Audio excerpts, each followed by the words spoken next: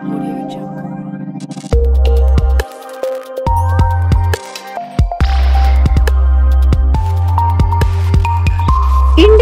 TV 9 news Maharashtra.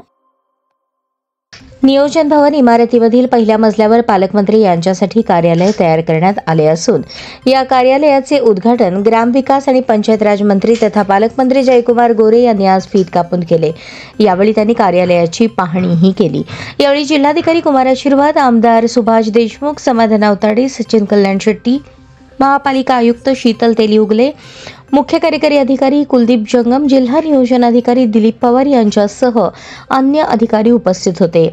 राज्याचे ग्रामविकास आणि पंचायत राज मंत्री तथा सोलापूर जिल्ह्याचे पालकमंत्री जयकुमार गोरे यांनी नियोजन समितीची बैठक झाल्यानंतर जिल्हाधिकारी कार्यालयाला भेट दिली आणि कार्यालयाची सविस्तर पाहणी केली. पालकमंत्री झाल्यानंतर प्रथमच गोरे यांनी आज जिल्हाधिकारी कार्यालयाला भेट दिली. यावेळी जिल्हाधिकारी कुमार आशीर्वाद यांनी जिल्हाधिकारी कार्यालयाची रचना सांगून प्रत्येक शाखेच्या अधिकाऱ्यांची आणि त्यांच्या कामकाजाची माहिती पालकमंत्री महोदयांना दिली. तसेच जिल्हाधिकारी कार्यालयात आल्यानंतर अभ्यागतांसाठी स्वतंत्र अभ्यागत कक्ष तयार करण्यात आलेला असून त्या कक्षाचीही पाहणी पालकमंत्र्यांनी केली.